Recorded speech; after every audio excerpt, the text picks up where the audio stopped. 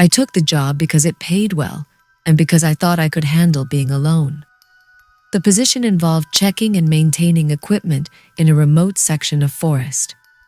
Every few days, I would travel between different sites, inspect them, log the information, and stay in a small cabin provided by the company. It was simple work. Before I left, everyone warned me about the isolation. Not bears, not wolves, not the weather. The isolation. Most people, they said, think they're comfortable being alone until they're actually alone. I laughed it off. I wasn't the type who needed constant company. I liked quiet, or at least I thought I did. The first few days were exactly what I expected. The cabin sat in a clearing surrounded by endless trees. There were no neighboring buildings, no roads nearby, no cell service, just forest. The nearest person was hours away. Each morning I would head out, perform inspections, return before dark, eat dinner, and sleep. By the fourth day, however, I noticed something strange. Footprints. I found them behind the cabin while gathering firewood. At first I wasn't alarmed. The tracks looked human, but I assumed they belonged to another worker. The odd part was their location. They ended abruptly at the edge of the clearing. There were prints leading toward the cabin, none leading away. I spent several minutes searching the area. Nothing. The forest floor beyond the tracks was untouched. I eventually convinced myself the ground conditions were simply hiding the rest of the trail. It wasn't worth worrying about. At least that's what I told myself. That night, I woke around 2 a.m. Something had hit the cabin. The sound wasn't loud, just a single thump. I sat up immediately. The room was dark. Silent. I listened. Nothing. After several minutes, I lay back down. A few moments later, another thump echoed against one of the outer walls. This time I knew I hadn't imagined it. I grabbed my flashlight. The beam swept across the room as I approached the window. Outside was complete darkness. The flashlight barely penetrated the wall of trees surrounding the clearing. I saw nothing. No movement, no animals, no people. Eventually the sound stopped. I barely slept. The next morning I searched around the cabin. There were no signs of damage. No tracks. Nothing that explained what had happened. I felt uneasy, but I still believed there was a reasonable explanation. The following day changed everything. I returned from work shortly before sunset. The moment I stepped inside, something felt wrong. It took several seconds before I realized what it was. A chair had moved, only slightly, maybe a foot from where I'd left it. I stood there staring. Then I noticed another detail. A cabinet door was open. I never left cabinet doors open. My stomach tightened. Someone had been inside. I checked every room. Nobody. Nothing appeared stolen. But things had definitely been touched. I was certain of it. I spent the evening trying to convince myself I was mistaken. Maybe I'd forgotten. Maybe I moved the chair earlier. Maybe. But deep down, I knew better. That night, I locked every door. Then I pushed a heavy table against the main entrance. Sleep didn't come easily. Around midnight, I heard footsteps outside. Slow, deliberate. Crunch, crunch, crunch. I froze. The footsteps circled the cabin. They weren't animal sounds. They were human. The pattern was unmistakable. Someone walked around the building once, then twice, then a third time. I sat motionless in the darkness. The footsteps eventually stopped beneath one of the windows. Minutes passed. I could hear my own heartbeat. Then came 3 soft knocks on the glass. Tap, tap, tap. Every muscle in my body locked up. The knocking wasn't aggressive. It was calm, almost curious, like someone wanted me to know they were there. I didn't move. I didn't breathe. After several minutes, the person walked away. The footsteps disappeared into the forest. I stayed awake until sunrise. The next morning, I attempted to contact headquarters using the radio equipment. Static.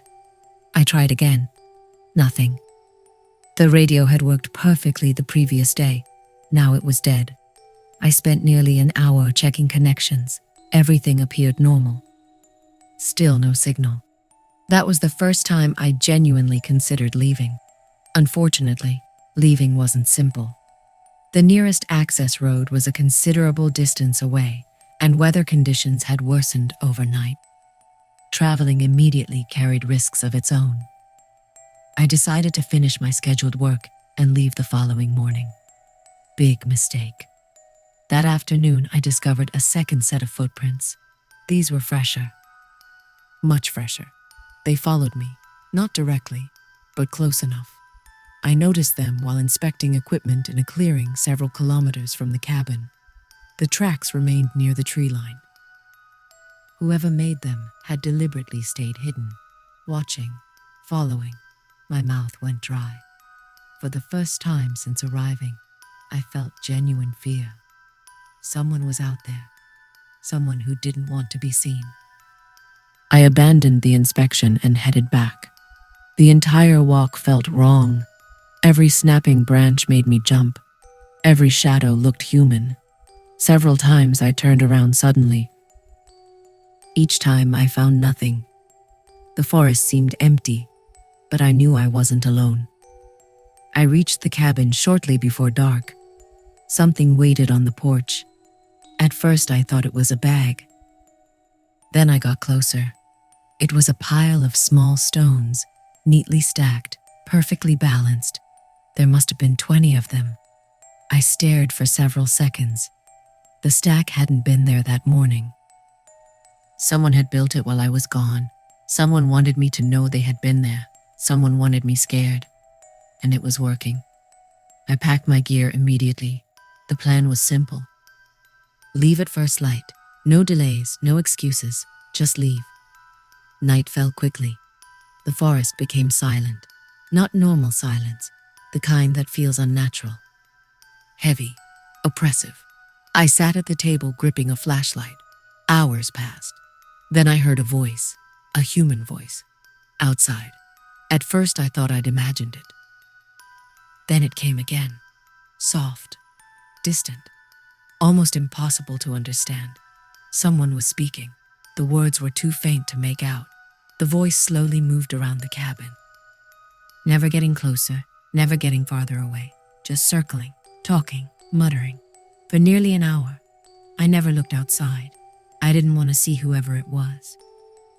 Eventually the voice disappeared. I thought that would be the end of it. I was wrong. Around 3 a.m, a loud crash exploded from the rear of the cabin. I jumped from my chair. Another crash followed, then another. Something was striking the wall, hard. The entire structure shook. I grabbed the emergency flare gun stored with the safety equipment. The impacts continued. Then silence. Complete silence. I waited. Nothing happened. Finally, I forced myself toward the window. My flashlight illuminated the clearing. At first, I saw nothing.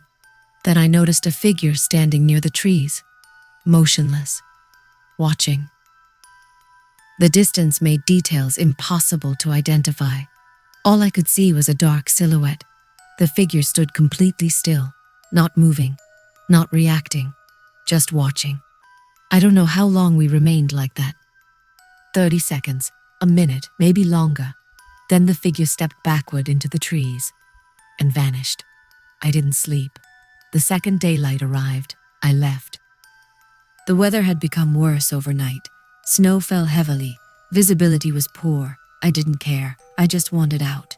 The first hour went smoothly. The second didn't.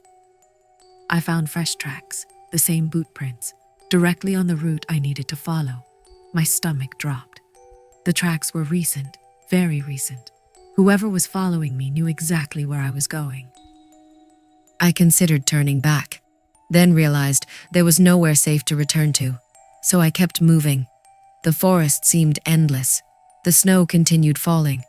Several times I thought I heard movement behind me. Whenever I turned around, I saw nothing. Yet the feeling remained, being watched, being hunted. Hours passed. Then I made a mistake. I stopped to rest. Only for a minute.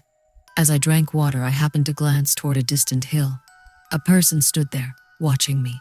the same dark silhouette, far enough away to remain anonymous. Close enough to confirm it was real. The figure didn't move. Neither did I. For several terrifying seconds, we simply stared at one another. Then the figure disappeared behind the trees. I started walking again immediately. Soon I was practically running.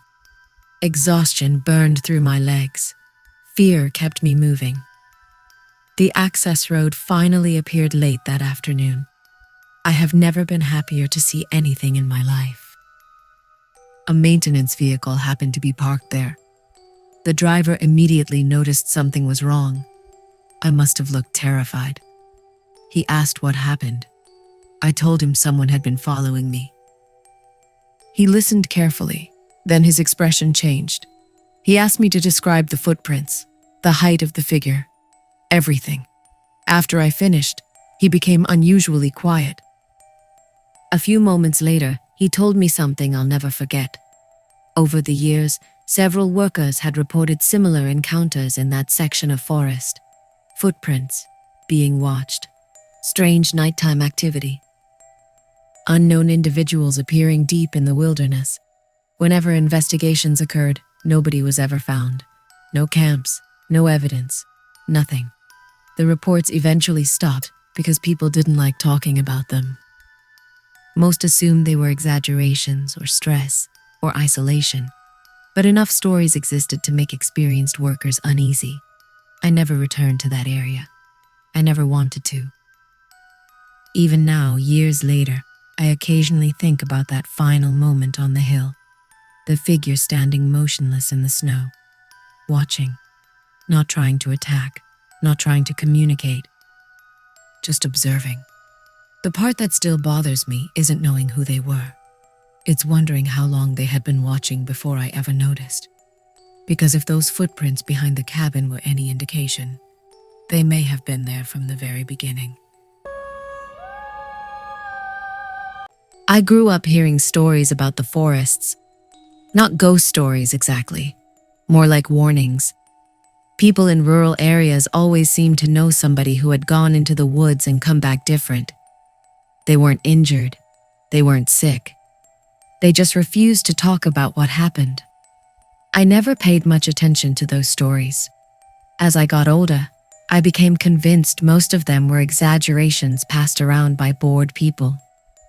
That belief lasted until my early 20s. Back then, a few friends and I planned a camping trip during a long holiday weekend. We wanted somewhere isolated and quiet, somewhere away from traffic, crowds, and city noise. One of my friends suggested a heavily forested area that wasn't very popular with tourists. According to him, very few people went there anymore. That sounded perfect. The plan was simple. Spend 2 nights camping, cook food, explore trails, relax, then head home. Nothing unusual. The first day went exactly as expected. We arrived in the afternoon and spent several hours setting up camp. The forest was beautiful. Huge trees blocked much of the sunlight. The air felt cooler beneath the canopy. Birds called from somewhere high above us. Everything seemed peaceful. By evening, we had a fire going and were joking around while preparing dinner. At some point, one of my friends noticed something strange. There was another campsite nearby, not close enough to see clearly, but close enough to hear. At first, we assumed another group had arrived before us. The odd thing was how quiet they were. No talking, no laughter, no music, nothing. We could occasionally hear movement, branches snapping, leaves crunching, but no voices. We joked that maybe they wanted privacy. Nobody thought much about it. Later that night, I woke up needing to use the bathroom. The fire had mostly died out. The forest was dark and silent. I grabbed a flashlight and walked away from camp. As I was heading back, I noticed something unusual. A light, not from our campsite, another light, far between the trees. It looked like a flashlight. The beam moved slowly through the forest, back and forth, almost like someone was searching for something. I assumed it belonged to the neighboring campers. Still, Something felt strange. The light seemed too far away, farther than I expected. I watched for a minute before returning to my tent. The next morning, one of my friends asked a question. Had anyone gone walking around during the night? Everyone said no. Then he pointed toward the edge of camp. There were footprints, several sets, not ours. The tracks circled our tents. Every single tent. Someone had walked around our camp while we were asleep. At first we thought maybe it was the neighboring campers, but none of us liked the idea. Who walks around another group's tents in the middle of the night? The mood shifted slightly after that. Not enough to ruin the trip. Just enough to make everyone uncomfortable. Later that day, we decided to explore deeper into the forest. The trail eventually became difficult to follow. Vegetation covered much of the path. Several times we debated turning around. Eventually we reached a small clearing. That's when we found the first structure. It wasn't a house. More like a shelter. A crude shelter built from wood and scrap materials. The thing looked old, very old. Nobody was inside. Still, the discovery felt unsettling. The shelter wasn't marked on any maps we'd seen. And judging by its condition, it had been there for years. One of my friends suggested leaving immediately. Another wanted to investigate. Curiosity won. We looked around for a few minutes. Inside we found empty containers, damaged tools, and old blankets. Nothing particularly shocking, yet the place felt wrong, like it shouldn't have been there. Eventually we left. The further we walked away, the better I felt. That evening things became stranger. Around sunset we noticed movement beyond the trees. A person, just standing there, watching. The distance made details impossible to see. We assumed it was another camper. One of my friends waved. The figure didn't wave back. It simply turned and disappeared into the forest. Nobody spoke for several seconds. The encounter was brief. Yet something about it bothered all of us. After dinner, we discussed leaving early, not because we were scared. At least that's what we told ourselves. Mostly because the atmosphere no longer felt relaxing. Eventually, we agreed to stay one more night. That decision still bothers me. Around midnight, I woke to whispers. At first, I thought one of my friends was awake. Then I realized the whispers were outside. Beyond the tents, I sat upright, listening. The voices were too quiet to understand. But there were definitely multiple voices. Several people. Maybe 3. Maybe 4. My heart started racing. Why would strangers be outside our camp in the middle of the night? I quietly unzipped the tent and looked out. The fire had completely died.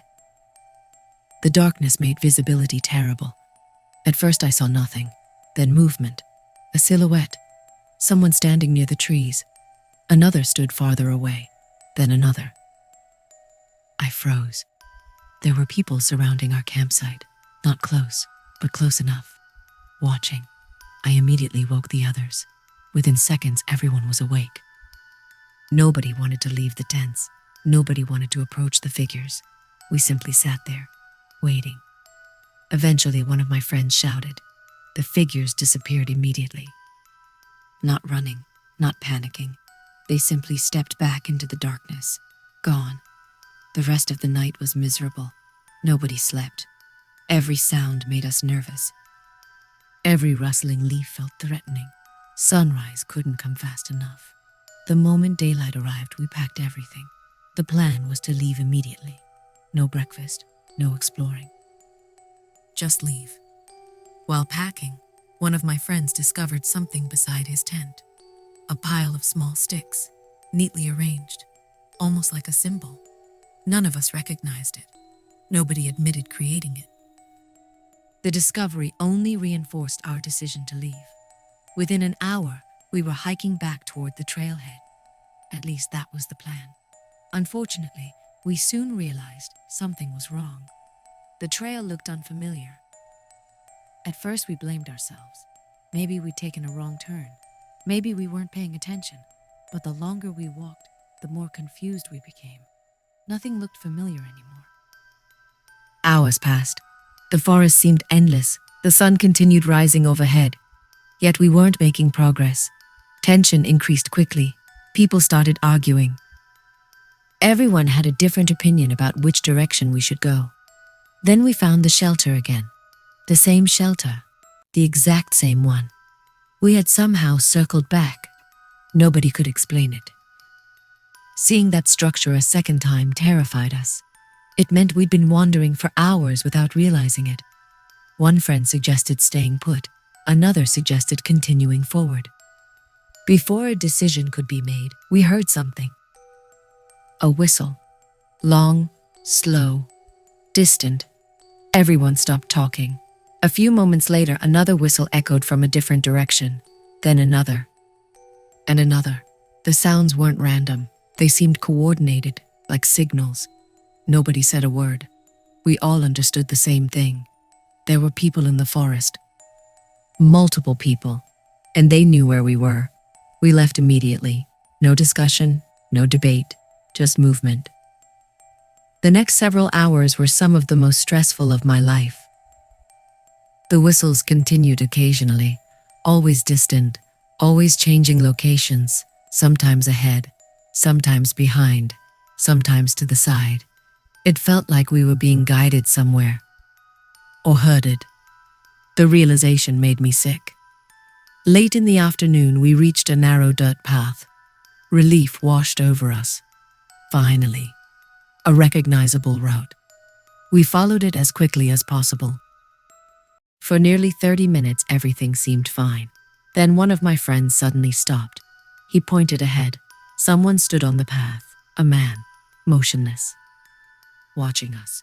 The distance prevented us from seeing details. For several seconds, nobody moved.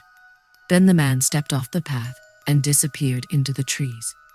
None of us wanted to continue, but turning around felt worse. So we kept walking. When we reached the location where he'd been standing, we discovered something on the ground.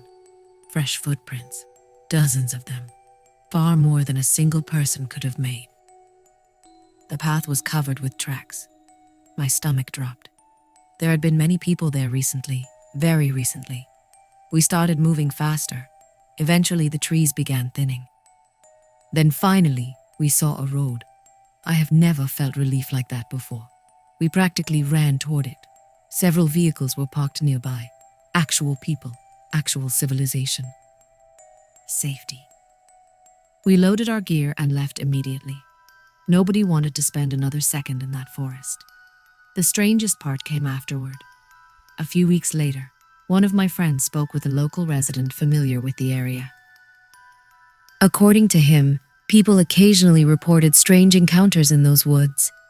Unknown groups living deep inside the forest, hidden shelters, people being watched, whistles at night. Most stories were dismissed because nobody could prove anything.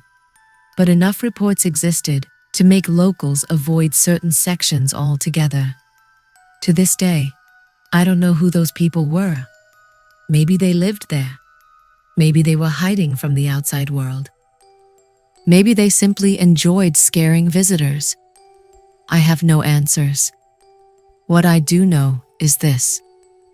On our final night in that forest, when I looked beyond the trees and saw multiple figures standing silently around our camp, none of them appeared surprised to see us. It felt like they had been watching us for a long time, maybe from the moment we arrived, maybe even before we set up our tents. And that's the thought that still keeps me awake sometimes. Not what they wanted, not who they were, but how many of them were hidden in those trees while we laughed around the campfire, completely unaware that we were being observed the entire time.